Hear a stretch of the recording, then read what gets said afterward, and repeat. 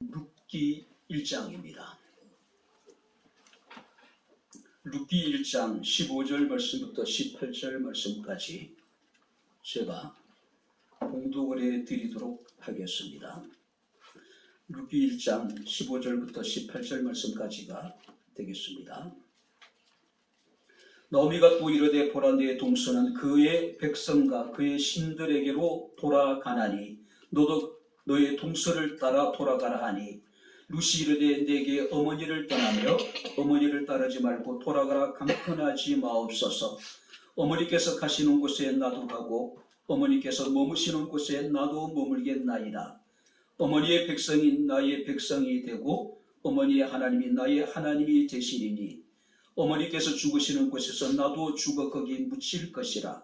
만일 내가 죽는 일 외에 어머니를 떠나면 여호와께서 내게 벌을 내리시고 더 내리시기를 원하나이다 하는지라.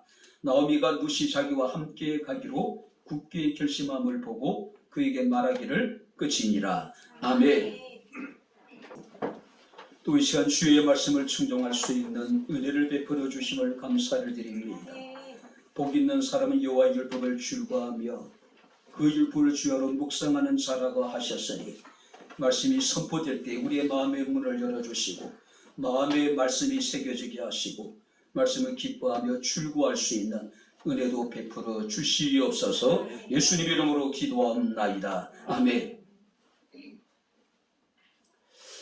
할렐루야. 자, 우리 옆에 있는 분들과 하나님 우리와 함께 하십니다. 인사하겠습니다. 하나님 우리와 함께 하십니다. 할렐루야. 아멘. 혹시 여러분들이 아가서를 읽어보셨습니까? 아가서는 솔로몬이 사랑했던 여인 술라미와의 어떤 뜨거운 그런 사랑을 노래하는 우리가 이제 책입니다. 노골적인 어떤 성적인 표현이 드러나 있기도 하고 도발적이고 생생한 이미지를 사용하기도 하고 굉장히 관능적이고 육체적인 어떤 친밀함을 성경에서 묘사하기도 합니다. 그리고 두 사람의 어떤 열정적인 어떤 감정의 표현. 그래서 한때는 이 아가서가 금서로 젊은이들에게는 잊혀지지 못하도록, 잊지 못하도록 했던 그런 경우도 있었습니다. 자, 우리가 아가서를 보게 되면은 젊은 시골 처녀였던 술라미와 기공자, 왕자였던 또 솔로몬과의 어떤 뜨거운 사랑. 우리가 신데렐라를 생각하면 될 것 같기도 하고 우리나라 어떤 춘향전을 생각하면 뭐 비슷할 수 있지 않을까 그렇게 생각이 되기도 합니다. 자, 근데 우리가 아가서 2장 2절 말씀을 보게 되면 솔로몬은 자신의 사랑하는 여인이었던 술라미에 대해서 여자들 중에 내 사랑은 가시나무 가운데 백합화 같다라고 노래를 해요. 백합화는 굉장히 꽃잎이 깨끗하고 맑다라고 이야기를 합니다. 그래서 백합화는 많은 사람들에게 위로를 주고 기쁨을 주기도 합니다. 백합화는 꽃잎이 너무나도 깨끗하기 때문에 순결을 상징하기도 하고 순수한 사랑을 상징하기도 합니다. 그런데 술라미라고 하는 여인을 보게 되면은 아마 일찍 아버지를 여였을 가능성이 있습니다. 어머니와 오빠들 사이에서 아마 이렇게 이제 자라났던 것 같아요. 그런데 이 술라미가 자라는 과정에 오빠들에게 구박을 많이 당한 것 같습니다. 신데렐라처럼. 그래서 이 술라미는 땡볕에 나가서 포도원을 돌보는 일을 해요. 그러다 보니까 항상 햇빛에 노출되고 그러다 보니까 그때 뭐 자외선 크림 있는 것도 아니고 뭐 선크림 있는 것도 아니고 그러다 보니까 얼굴이 굉장히 거칠었을 뿐만 아니라 굉장히 얼굴이 검었던 것 같아요. 그래서 술라미는 스스로를 내가 개나리의 장막과 같다라고 이야기를 해요. 개나리의 장막, 굉장히 싸구려 장막입니다. 또 급질어요. 자, 그럼에도 불구하고 솔로몬은 그런 자신의 사랑했던 여인에 대해서 여자들 중에 내 사랑은 가시나무 가운데 백합화와 같다. 척박한 삶의 환경 속에서도 굉장히 순수하고 순결한 모습으로, 아름다운 모습으로 이 술라미가 살았다는 이야기겠죠. 특별히 여러분들이 우리가 백합화가 이렇게 이제 화단에 이렇게 예쁘게 펴 있는 모습이 아니죠. 정원에 예쁘게 가꿔진 모습이 아니에요. 어떤 모습입니까? 가시나무 가운데 백합화. 자, 가시나무 가운데 백합화가 있다라고 하는 것은 바람이 불면은 백합화가 이리저리 흔들릴 수밖에 없겠죠. 그러면은 꽃잎이 가시에 찔리게 될 것이고 상하게 될 것이고 찢어지게 되겠죠. 그러면 가뜩이나 그 진한 향기를 내는 이 백합화가 자기 온몸의 꽃잎이 찢겨지면서 강한 향을 낼 수 있게 되는 겁니다. 그리고 그 향이 바람을 타고 멀리까지 사람들에게 이제 퍼지게 됩니다. 자, 여기서 가시나무라고 하는 것은 성도가 겪는 삶의 어떤 고난을 상징하기도 합니다. 그러니까 그리스도인은 고난 속에서도 그리스도의 향기를 우리가 이제 나타내는 사람들이 되어야 된다는 거죠.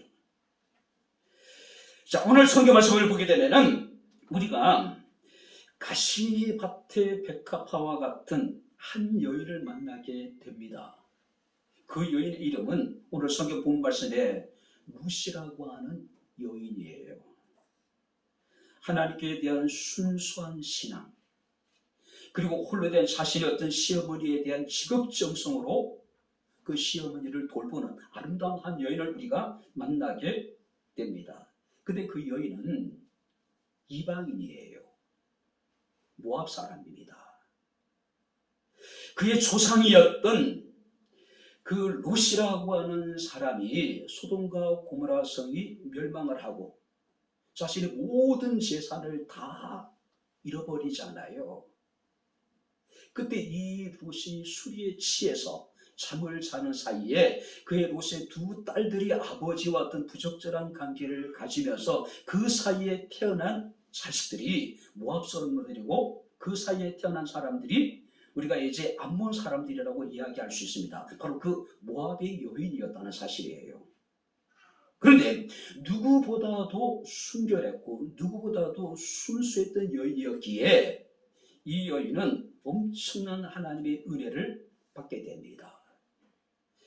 비록 여러분들이 한때는 그는 가부가 되기도 했고 한때는 정말로 지독한 가난 속에서 시어머니를 부양해야 되는 책임을 맡았던 그런 여인이었습니다. 그런데 좋은 남자를 새롭게 만나게 되고 아름다운 가정을 꾸미고 아름다운 자녀들을 생산하게 되고 그리고 예수 그리스도의 거룩한 족보 위에 이 루시라고 하는 여인이 당당하게 기록되어져 있는 모습을 우리가 보게 됩니다. 오늘 시간 우리는 가시나무밭의 백합과 같은 한 여인의 모습을 통해서 우리의 신앙이 어떻게 될 것인가, 우리가 어떤 모습으로 주님을 따라야 될 것인가, 우리 함께 말씀을 살피면서 우리가 함께 은혜를 나누도록 하겠습니다. 자, 1절 말씀을 우리 다시 한번 같이 잠시 읽도록 하겠습니다. 1절 다 같이 읽겠습니다.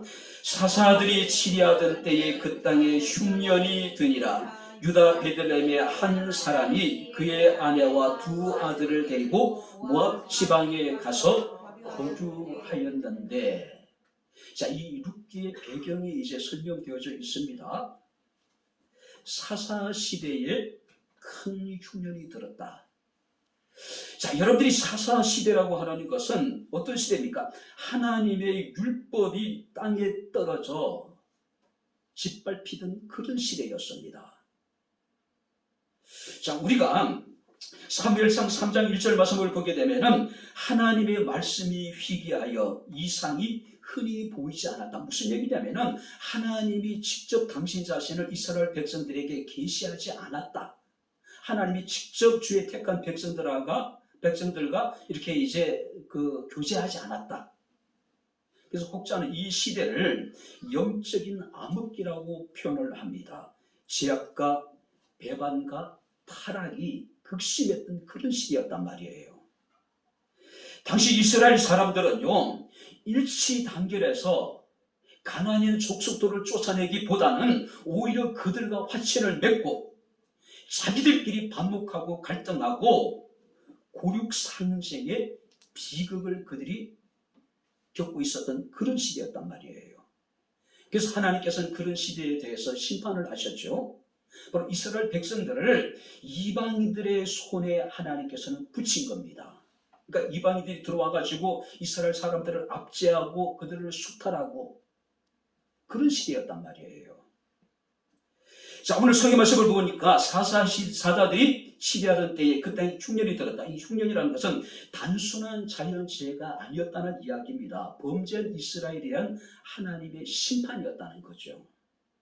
그때에 유다 지파에 속한 베들레헴 한 마을에 한 가족이 지금 소개되고 있어요. 남편의 이름은 엘리멜렉이라는 사람이고 아내의 이름은 나오미였고 그의 자식들은 말론과 기르온이라고 하는 사람이에요. 자, 여기서 베들레헴은 떡집이라는 뜻을 가지고 있습니다. 엘리멜렉은 하나님은 나의 왕이라는 뜻을 가지고 있어요. 나오미는 즐거움, 기쁨이라는 뜻을 가지고 있습니다. 그런데 베들레헴에 떡이 없어요. 여호와는 나의 왕이라고 했는데 그 왕이 당신의 택한 백성들을 지금 돌보지 않는 상황이에요. 기쁨과 즐거움을 누려야 될 나오미에게 모든 기쁨과 즐거움이 지금 사라져버린 그런 상황이었단 말이에요. 그래서 그들은 선택을 합니다. 우리가 잠시 이 기근을 피해서, 이 흉년을 피해서 모압으로 건너가자. 결국 엘리멜렉의 가족은 자신의 고향이었던 베들레헴을 떠나서 모압 땅으로 들어가게 됩니다. 우리가 흔히 말하는 아메리칸 드림이라든지 코리안 드림처럼 성공이나 자신의 꿈을 실현하기 위해서 이주한 것이 아니었어요. 흉년이 너무나도 극심했기 때문에 살아남기 위해서 어쩔 수 없이 그들은 잠시 우리가 모압 땅에 가서 거류하다가 임시로 우리가 거하다가 다시 돌아오자라고 하는 생각으로 그들이 고향을 떠나서 모압에 도착하게 됩니다. 근데 성경 말씀을 보게 되면은 그들이 이런 결정을 하기 전에 하나님께 기도했다는 이야기가 없어요. 하나님께 묻지 않았다는 이야기입니다. 그죠? 바로 사사시대의 특징이 뭡니까? 당시에는 왕이 없었기 때문에 사람이 자기 소견대로 행하였더라. 우리 시대를 말하는 거예요. 왕이 없었다는 이야기는 하나님을 그들의 왕으로 인정하지 않았다는 이야기예요. 그러니까 어떤 문제가 있을 때 그들은 하나님께 묻고 하나님께 기도하지 않았다는 이야기입니다. 자기 소견에 옳은 대로 행하는 거예요. 자기 소견에 옳은 대로. 지금 마찬가지. 예전에 우리가 어려울 때는 병이 들면 기도하잖아요. 문제가 생기면 기도하잖아요. 근데 지금은 병이 들면 병원에 가면 되고 문제가 생기면 좋은 상담자를 찾아가가지고 상담해서 문제를 해결하면 되고 기도할 필요성을 못 느끼는 거예요. 자, 모압으로 이주한 이 엘리멜렉의 가족들은 처음에는 외국 생활이 결코 녹록지 않았겠죠. 근데 시간이 지남에 따라서 어느 정도 이제 그곳의 삶에 이제 적응해 가기 시작을 합니다. 극심한 흉년을 피해서 이곳으로 도망왔기 때문에 이제 최소한 먹고 사는 문제는 어느 정도 해결된 것 같아요. 그런데 그들은 서서히 그곳에서 뿌리를 내리기 시작을 합니다. 이곳에서 우리가 열심히 일하고 열심히 살면 그래도 어느 정도 행복한 삶을 영위할 수 있을 것 같은 확신이 들었어요. 그런데 그 가정에 그 행복은 오래가지 않았습니다. 성경 말씀을 보니까 엘리멜렉이 갑자기 세상을 떠나버린 거예요. 자, 졸지의 외국에서 남편을 잃고 어린 두 아들을 데리고 살아가야 될 나오미 입장에서는 얼마나 참담했겠어요. 자, 그런데도 불구하고 나오미 입장에서는 여기서 포기할 수 없어요. 주저앉을 수 없어요. 왜냐하면 어린 두 아들이 있었기 때문에. 다시 마음을 추스립니다. 그리고 다시 열심히 살아요. 그런 사이에 아이들은 건강한 모습으로 잘 자랍니다. 장성을 해요. 이제 아이들이 결혼할 시기가 됐습니다. 고향 땅에 돌아와서 자기 백성들과의 어떤 통혼을 생각한 것이 아니라 나오미는 그곳에서 모압 여인들을 자신의 며느리로 받아들입니다. 첫 번째가 오르바라고 하는 여인이고 두 번째가 루시라고 하는 여인입니다. 이제 어린 두 아들과 이 나오미가 힘겹게 살다가 이제는 그 아들이 장성했습니다. 이제 가정을 이루었어요. 새로운 가족이 들어왔습니다. 집안에 활기가 띱니다. 드디어 나오미의 입가에도 미소가 떠나질 않아요. 이제는 바람이 있다면 어떤 바람이었을까요? 이제 떡두꺼비 같은 아들 하나 보고, 그죠? 딸 하나 보고, 손주 하나 보고, 그런 꿈에 젖어 있지 않았을까요? 근데 얼마 지나지 않아서, 한 10년쯤 지나서, 그들이 이제 모압으로 이주한 지 10년 정도 지났을 때에, 그만 그 두 아들이 세상을 떠나버려요. 손자도 없고, 손주도 없고. 이제 나오미의 집에 남은 사람들은 시어머니 나오미와 청상 과부가 된 두 며느리. 나오미의 심정이 어땠을까요? 대단한 꿈을 이루기 위해서, 대단한 성공을 이루기 위해서 이 모압 땅에 온 것이 아니잖아요. 그냥 정말로 살아남기 위해서 선택한 그런 결정이었는데, 이곳에서 나름대로 뿌리를 내려고 이제 안정된 삶을 살만 했더니 남편 주고 두 아들 주고 남아있는 것은 시어머니와 두 젊은 가부들. 이때 나오미가 깨닫습니다. 하나님이 나를 징계하셨다. 다시 돌아가자. 자, 우리가 5절 말씀을 보게 되면 그 여인은 두 아들과 남편의 뒤에 남았더라. 굉장히 외롭고 쓸쓸한 모습이잖아요. 참담한 모습이잖아요. 남편이 먼저 떠나고 두 아들이 먼저 떠나고 그 남편과 두 아들 뒤에 남아있는 이 나오미. 단란했던 한 가족이 완전히 풍비박산나고 말았습니다. 베들레헴에서의 굶주림, 모압으로의 어떤 이주, 두 아들의 결혼, 그리고 세 번의 장례를 치르면서 이 나오미의 심령이 어땠을까요? 피폐되도록 피폐되지 않았을까요? 그런데 그가 돌이킵니다. 하나님 나를 징계하셨다. 내가 다시 고향으로 돌아가자라고 이야기를 해요. 이것이 오늘 본문의 배경입니다. 자, 그렇다면 이제 우리가 성경 말씀을 보니까 이제 6절, 7절 말씀을 보게 되면은 드디어 그들이 베들레헴으로 기향을 하기 시작을 합니다. 자, 한번 이제 6절, 7절 우리 다시 한번 같이 읽겠습니다. 다 같이 16절, 17절 같이 한번 읽겠습니다. 루시 이르되 내 어머니를 떠나며, 자, 6절을 보겠습니다. 6절 같이 읽겠습니다. 그 여인이 모압 지방에서 여호와께서 자기 백성을 돌보시사 그들에게 양식을 주셨다함을 듣고 이에 두 며느리와 함께 일어나 모압 지방에서 돌아오려 하여 있던 곳에서 나오고, 여기까지입니다. 있던 곳에서 나왔다. 있던 곳이 어딜까요? 모압이었어요. 남편을 잃은 곳이고 두 아들을 잃었던 곳입니다. 철저하게 실패했던 그곳을 떠나왔다는 이야기예요. 있던 곳을 나왔다. 그죠? 성경 말씀을 보게 되면 주께서 이스라엘 백성들을 찾아오셔서 자기 백성들을 돌보사 유다 땅에 큰 풍년이 들었다는 이야기를 듣고 나오미가 결단을 해요. 돌아가자. 철저하게 실패했던 그곳을 떠나자라고 지금 이야기를 하고 있는 겁니다.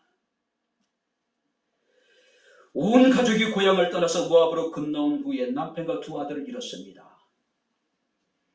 뭔가 가정의 경제를 책임질 수 있는, 생계를 책임질 수 있는 남자가 하나도 없어요. 정말로 힘이 없고 무기력한 여자들만 지금 3명 남아 있는 겁니다. 그래도 내 고향으로 돌아가면은 그래도 이곳보다는 형편이 나을 것이라고 기대를 가지게 됩니다. 그래서 있던 곳을 떠나요. 그런데 또 나오미 생각에는 또 고민이 생긴 거예요. 이렇게 초라한 모습으로 3명의 여인들이 남편을 다 잃고 고향에 돌아간다면은 고향 사람들이 뭐라 그럴까? 손가락질 하지 않을까?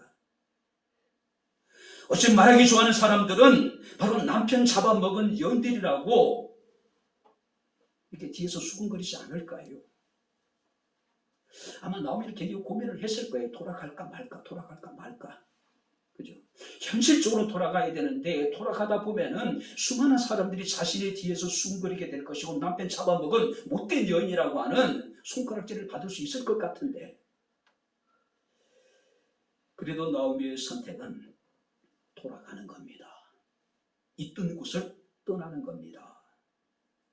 특히 성경 말씀을 보게 되면 있던 곳에서 나왔다라고 이야기를 합니다. 나름대로 그곳은 나오미와 그 자부들에게는 정든 곳이었어요. 잠시나마 여러분들이 행복했던 시간을 보냈던 곳이 바로 이 모압 땅이었습니다. 그러나 나오미에게 있어서는 아프고 쓰라리 상처가 있는 곳이었잖아요.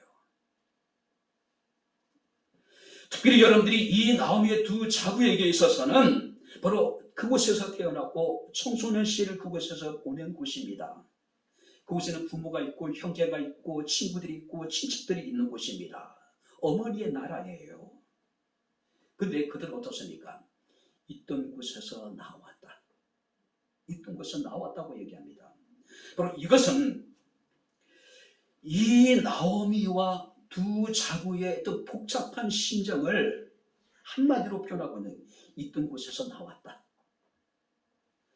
우리가 있던 곳을 포기해야 될 때가 있습니다. 반드시 나와야 될 때가 있어요. 지금도 마찬가지입니다. 편안한 곳에서, 안일한 곳에서, 나태한 곳에서, 게으른 곳에서 나와야 돼요. 그죠? 그 나오미가 이제 처음에는 두 자부를 데리고 출발을 해요. 근데 가다 보니까 나오미가 이건 아니지. 자신의 며느리에게 이 나오미가 굉장히 못된 짓을 하고 있는 것 같아요. 왜냐하면 그들은 모압 여인이에요. 그런데 그 모압 여인들을 자신의 고향이던 베들레헴으로 데려간다 한들 형편이 나을 것이 하나도 없어요. 이미 여러분들이 엘리멜렉이 그곳을 떠나면서 모든 재산을 다 처분하고 떠난 상황이었단 말이에요. 돌아가다가도 그들을 기다리는 것은 지독한 가난입니다. 가부로서의 살아가야 될 여러 가지 힘든 상황이에요. 남편이 없는 외롭고 고독한 삶이었을 거예요. 그래서 이 나오미가 두 자부에게 입을 열립니다. 돌아가라. 돌아가라. 너희는 각기 너희 어머니의 집으로 돌아가라. 너희가 죽은 자들과 나를 선대한 것과 같이 여호와께서 너희를 선대하기를 원하며 여호와께서 너희에게 허락하사 자기 남편의 집에서 위로받기를 원하노라. 무슨 얘기예요? 새 출발하라는 이야기예요. 너희가 어떻게 죽은 자들에 대해서 선대를 베풀고 어떻게 나에게 호의를 베풀었는지 알고 있다. 너희가 죽은 자와 나에게 호의를 베푸고 나를 선대한 것처럼 하나님이 너희를 선대하기를 원한다. 너희가 새로운 출발해서 좋은 남편을 만나서 그 남편을 통해서 큰 위로를 받기를 원한다. 무슨 얘기일까요? 돌아가라고 명령합니다.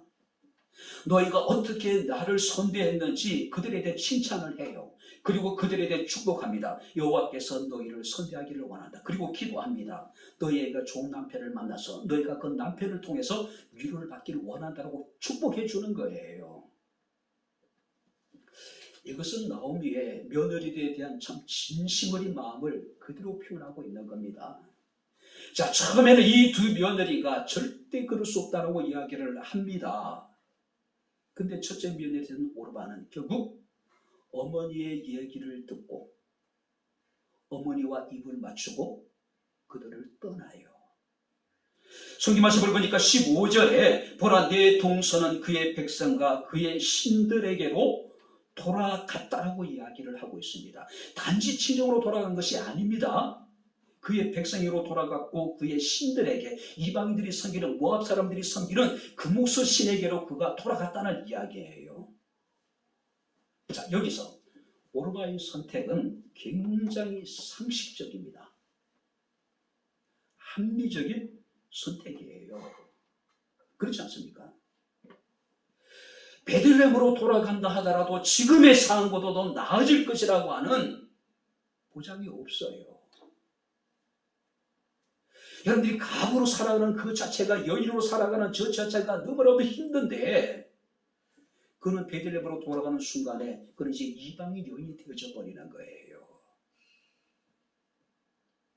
깊이 생각하지 않더라도 베들레헴으로 돌아갔을 때 자신의 삶이 어떻게 될 것인가를 너무나도 잘 알고 있었단 말이에요. 그래서 첫째 며느리였던 오르바는 자기 백성들에게 자신이 섬겼던 그모스 신에게로 다시 돌아가 버린 거예요. 근데 오르바가 돌아가다 하더라도 누구도 그를 비난할 수 없어요. 정당한 겁니다. 그죠? 굉장히 상식선에서 합리적으로 선택을 한 거예요. 그런데 룻은 달랐습니다. 룻이 그를 붙쫓았더라. 15절이에요. 룻이 그를 붙쫓았더라. 자, 나오미가 4번에 걸쳐서 며느리들에게 돌아가라고 강권을 해요. 그래도 불구하고 이 룻이라고 하는 여인은 자신의 시어머니였던 나오미를 붙쫓았더라. 붙쫓았다는 이야기는 요즘에 잘 사용하지 않는 단어죠. 섬겨 가까이 따른다. 섬겨 가까이 따른다. 자, 히브리어에서는 다바크라고 하는 단어를 사용하는데, 언제 사용하냐면은 그러니까 이제 결혼한 남녀가 한 몸이 될 때 다바크라고 하는 이 붙쫓았다는 단어를 사용을 해요. 또 언제냐면은 하나님이 우리를 단단히 붙들고 계실 때에 이 단어를 사용합니다. 뿐만 아니라 하나님이 당신의 백성들에게 충성을 맹세할 때 이 단어를, 붙쫓았다는 단어를 사용을 해요. 그리고 누구보다도 친밀한 관계를 나타낼 때에 이 붙쫓았다라고 하는 단어를 사용을 합니다. 무슨 얘기일까요? 룻이라고 하는 여인은요, 완전히 자신의 시어머니든 나오미와 한 몸이 돼서 단단히 붙잡고 목숨을 걸고 따라갔다는 이야기예요. 회복하시는 하나님이라는 책에 보게 되면 저자는 이렇게 얘기합니다. 뜨겁고 단호한 숨막히는 끌어안음. 자, 이게 뭐가 말합니다. 룻이 시어머니를 붙쫓았는데 그 붙쫓았다는 의미는 뜨겁고 단호하고 숨막히는 끌어안음. 그러니까 상대방이 숨이 막힐 정도로 아주 단호하고 강하게 지금 끌어안았다는 이야기예요. 나는 당신을 떠날 수 없다는 이야기입니다. 마치 여러분들이 어린아이가 어떤 위기적인 상황 속에서 부모에게 달려와서 부모의 품에 안기고 꼭 쥐듯이, 그때 아이는요, 극한 두려움에 자신의 생명을 걸다시피 하고 부모를 끌어안는 거예요. 지금 그런 자세예요. 자신의 시어머니를 부양하기 위해서, 여호와를 섬기기 위해서 자기의 가족들과 형제들과 친구들과 친척들과 자기 동족과 자기가 섬기는 신을 포기한 거예요. 그리고 하나님을 붙쫓았다는 이야기예요. 신앙은 때론 이와 같이 어떤 대가를 요구할 때가 많습니다.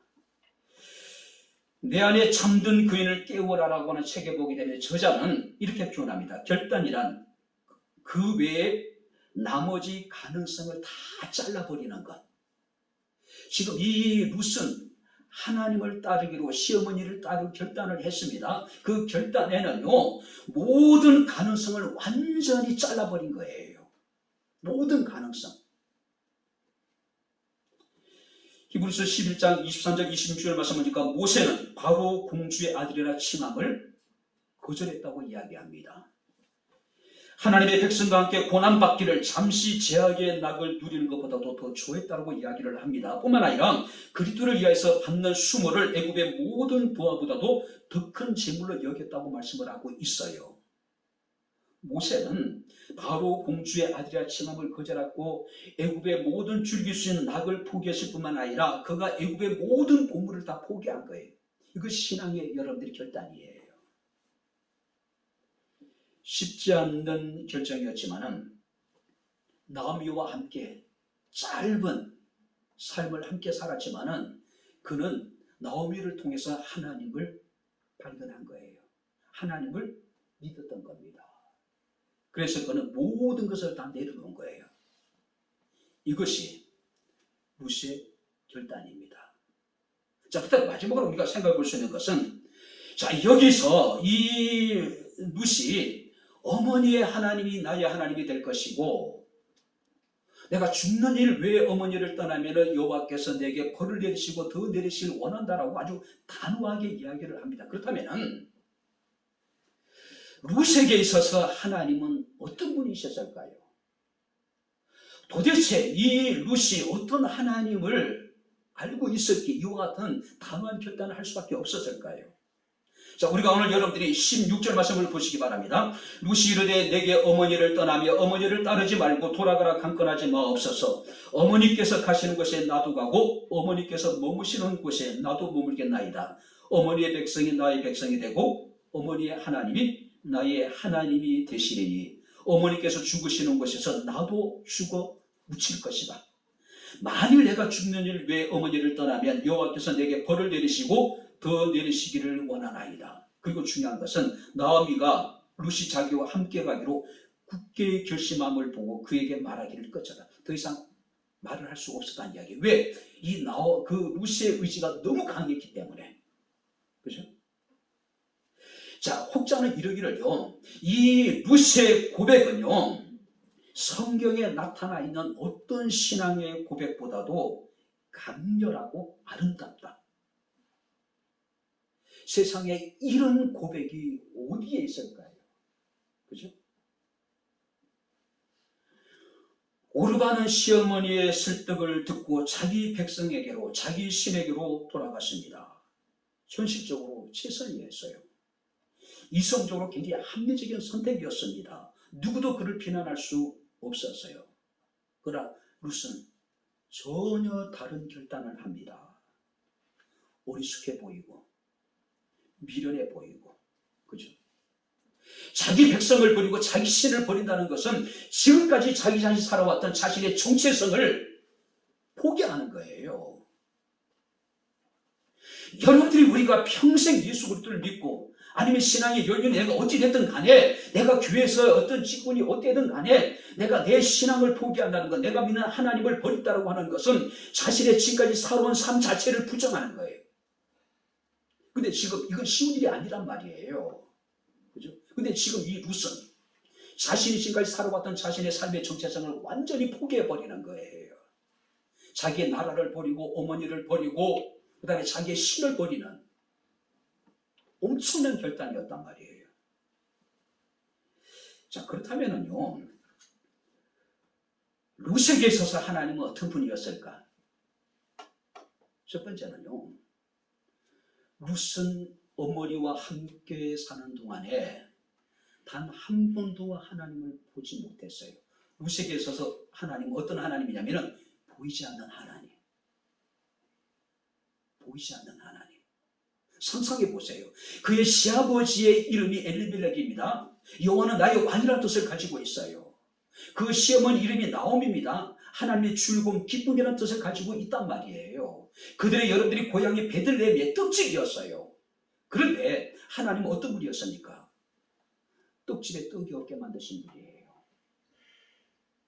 하나님을 자신의 왕으로 섬겼던 자기 백성이었던 엘리멜렉을 지켜주지 못한 하나님이었단 말이에요. 나오미가 최소한의 어떤 누릴 수 있는 기쁨과 즐거움마저도 보장해주지 못하는 그런 하나님이에요. 남편이 죽고 그들이 기근을 당할 때에, 아들이 죽어갈 때에 하나님은 끝까지 보이지 않으셨어요. 보이지 않는 하나님. 많은 사람들은요, 신앙의 선진들의 삶을 보게 되면은 그들에게 분명히 하나님을 만날 수 있는 경험들이 있었습니다. 저는 그것을 A.W. 토저 이야기를 걸어서 하나님을 만나는 위기적인 경험을 했던 사람들이에요. 아브라함이 그랬고, 이삭이 그랬고, 야곱이 그랬고, 요셉이 그랬고, 모세가 그랬고, 다윗이 그랬고. 그런데 무슨 단 한 번도 하나님을 만나는 경험을 한 적이 없어요. 오히려 루시 시집 와서 본 것은 뭡니까? 처참한 시댁의 안타까운 상황뿐이에요. 많은 분들이 하나님의 살아계심을 체험하고 기뻐하고 찬양하고 간증합니다. 물론 좋은 일입니다. 축하할 길이에요. 그런데 항상 하나님이 당신 자신을 우리에게 나타내지는 않는다는 사실이에요. 무슨 얘기일까요? 하나님께서는 보이지 않는 하나님으로 우리와의 어떤 관계를 하나님께서는 맺기를 원하시는 거예요. 많은 사람들이 하나님이 여기 있다 저기 있다 하나님을 만났다고 이야기를 합니다. 근데 정작 우리의 삶 속에서 하나님이 보이지 않아요. 하나님 내 아픔을 알지 못하는 것 같고 나를 돌보지 않는 것 같고 그렇지 않습니까?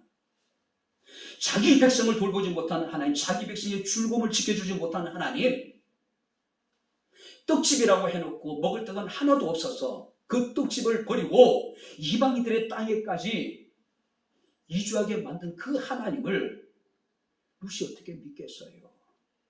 여러분들 입장을 바꿔놓고 생각해 보시기 바랍니다. 정말로 신실한 사람이 열심히 기도하고 열심히 예배를 드리고 참 경건하게 사는 것 같은데 그 형편을 보니까 나보다 나은 게 하나도 없어.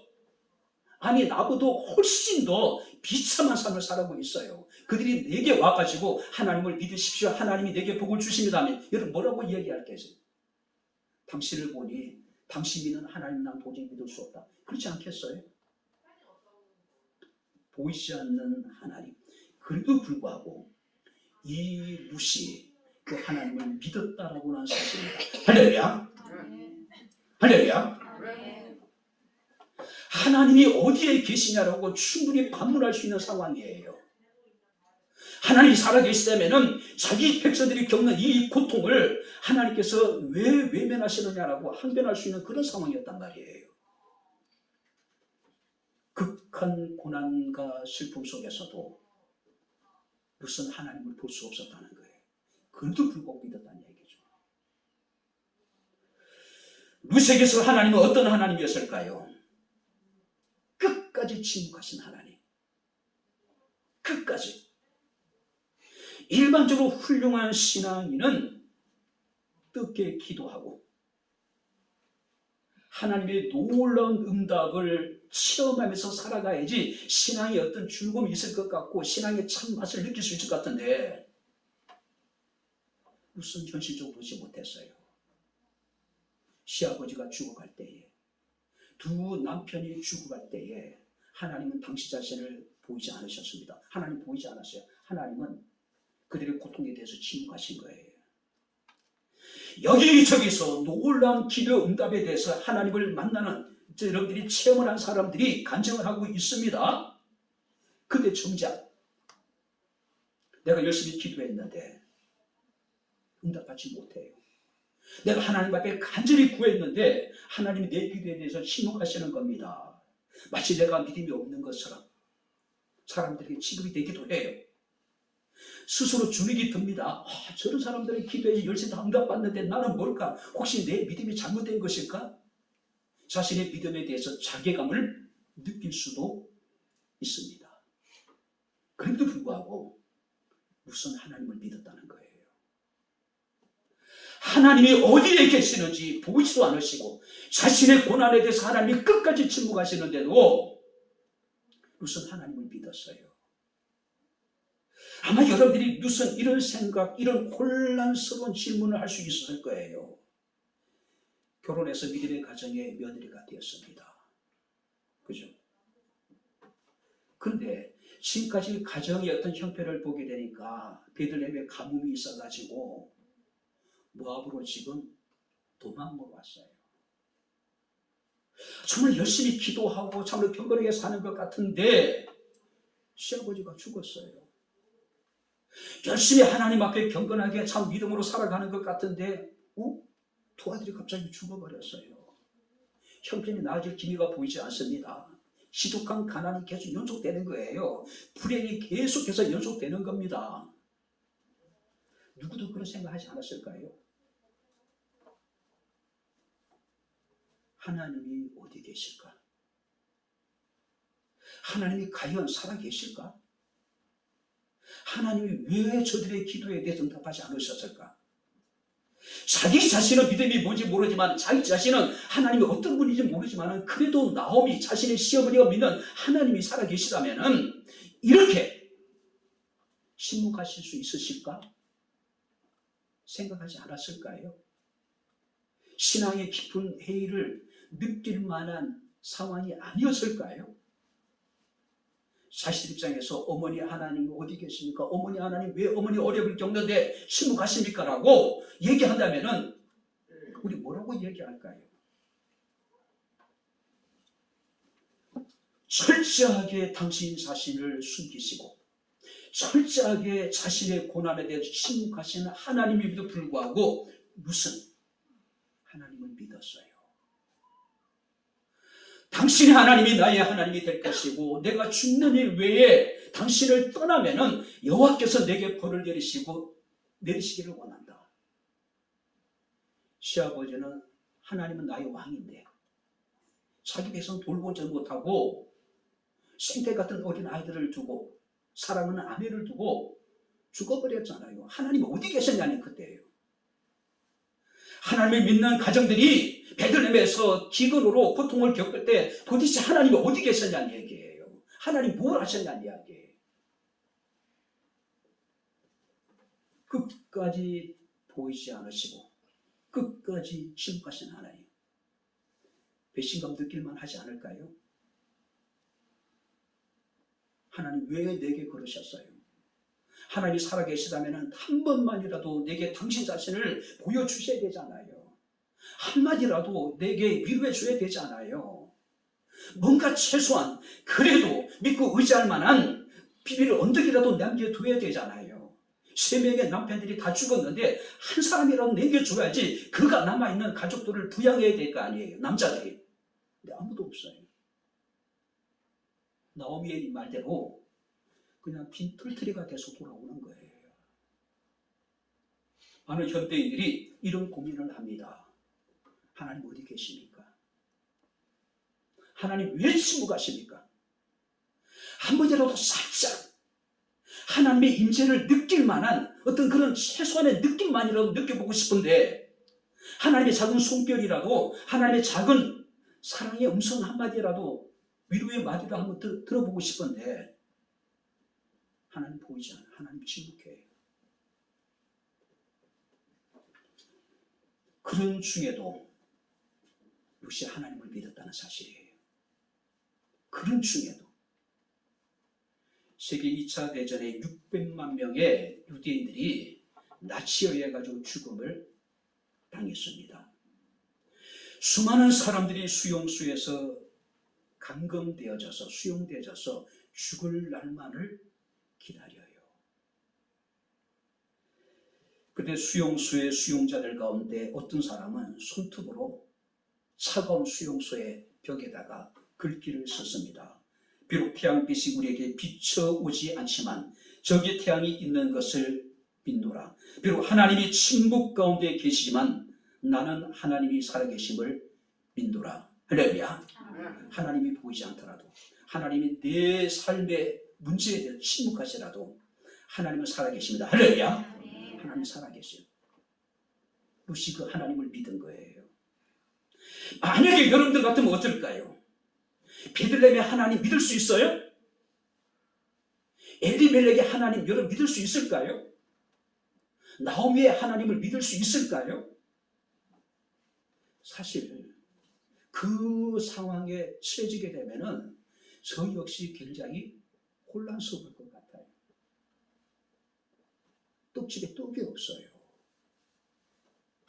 하나님은 나의 왕이라는 그 하나님의 백성이라고 스스로 자처하는데 하나님이 지켜주지 않아요. 하나님 나의 기쁨이고 즐거움이라고 했는데 하나님은 전혀 기쁨이 되지 않아요. 전혀 즐거움이 되지 않아요. 근데 하나님을, 그런 하나님 믿을 수 있을까요? 근데 무슨 믿었다는 거예요? 어렸을 때부터 믿음의 훈련을 받은 사람이 아닙니다. 평생을 결혼하기 전까지 자신의 신이었던 금오신을 섬겨왔던 이 이방인 여인이 보이지 않는 하나님, 침묵하신 하나님을 믿었다는 사실이에요. 롯의 믿음의 결과는 뭡니까? 시어머니를 따라서 베들레헴으로 돌아옵니다. 그곳에서 베들레헴의 유력한 사람이었던 보아스를 만나서 새로운 가정을 꾸립니다. 그리고 그 사이에서 오벳이라고 하는 아들이 태어납니다. 그리고 그 오벳은 누구를 낳고 그 다음에 다윗을 낳아요. 다윗의 증조 할머니가 되는 겁니다. 그보다 더 큰 것은 뭡니까? 이 루시라고 하는 이방 여인의 이름이 메시아의 족보에 당당하게 그 이름이 오를 수 있었다라고 하는 사실이에요. 엄청난 축복입니다. 이제 말씀을 마치도록 하겠습니다. 시편 16편 11절에 주께서 생명의 길을 내게 보이시려니 주 앞에는 충만한 기쁨이 있고 주의 오른쪽에는 영원한 즐거움이 있다라고 이야기를 합니다. 하나님이 나의 하나님이 되시리니, 도저히 믿을 수 없는 상황 속에서, 인정할 수 없는 상황 속에서 하나님이 나의 하나님이라고 고백하고 있다라고 하는 사실입니다.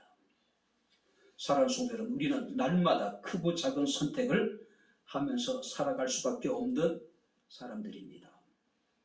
특별히 우리가 여러분들이 신앙적인 선택, 결단을 해야 될 때가 얼마나 많은지 모릅니다. 오늘 본문의 이 룻은 자신의 인생을 결정짓는 중요한 결단을 하고 있습니다. 모압의 동서를 따라가야 될 것인지, 이스라엘의 시어머니를 따라가야 되는지, 자신의 신이었던 모압의 금오소신을 선택을 해야 될지, 이스라엘의 여호와 하나님을 선택을 해야 될지, 자신의 어머니의 나라였던 모압을 선택해야 될지, 유다를 선택해야 될지, 자신을 돌볼 남편과 자녀들을 선택해야 될지, 아니면 자신을 전혀 돌볼 수 있는 능력이 없는, 힘이 없는 시어머니를 선택해야 될는지, 선택의 기로에 서서 룻의 선택은 어머니의 하나님이 나의 하나님입니다. 자신의 정체성을 완전히 포기해버리는 거죠. 바랍니다. 삶의 위기 앞에서 도저히 이해할 수 없는 상황에서도 보이지 않는 하나님, 침묵하신 하나님을 우리가 나의 하나님이라고 우리가 고백할 수가 있을까? 한번 따라해 보시기 바랍니다. 당신의 하나님이 나의 하나님이 되시리니, 이것이 룻의 고백입니다. 룻기는 단순한 믿음으로 말미암아 한 여인이 복을 받았다는 이야기가 아니에요. 룻기는 믿음에도 불구하고 고난받는 사람들의 이야기고, 고난을 받음에도 불구하고 믿었던 사람들의 이야기가 이 룻기예요. 믿음에도 불구하고 고난이 있고, 고난을 받으면서도 변함없이 주님을 믿을 수 있는 사람, 그가 룻이었고, 그가 바로 우리가 되어야 됩니다. 변함없이 우리 주 예수를 사랑할 수 있는 저와 여러분들의 삶이 될 수 있기를 주님 이름으로 축원합니다. 기도하겠습니다. 하나님 아버지, 하나님의 은혜와 사랑을 진심으로 감사를 드립니다. 날마다 우리는 크고 작은 선택을 해야 되고 결단을 해야 되는데, 하나님 우리에게 보이지 않고 하나님은 우리에게 침묵할지라도 그럼에도 불구하고 우리가 하나님이 나의 하나님이 되심을 고백하며 변함없이 주를 사랑할 수 있는 저희들의 삶이 되게 하옵소서. 믿음으로 말미암아 믿음에도 불구하고 고난을 받았던 사람들의 이야기, 고난에도 불구하고 믿었던 사람들의 이야기를 통해서 우리가 어떻게 하나님을 섬기게 될 것인가를 다시 한번 고민하고 결단할 수 있는 아름다운 귀한 시간 되게 하옵소서. 감사합니다. 예수님 이름으로 기도하옵나이다. 아멘. 하늘에 계신 아버지,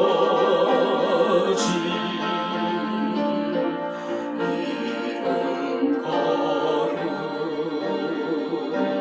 거룩하사 주님 나라 임하시고 뜻이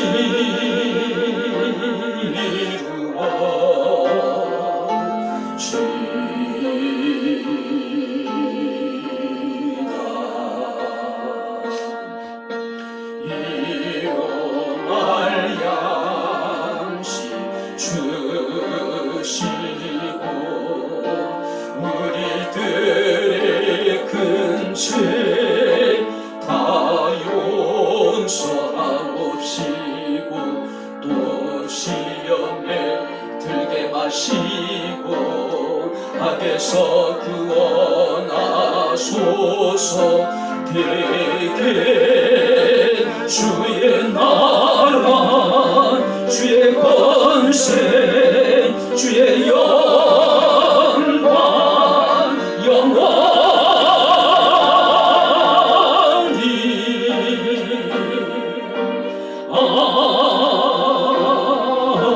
아멘.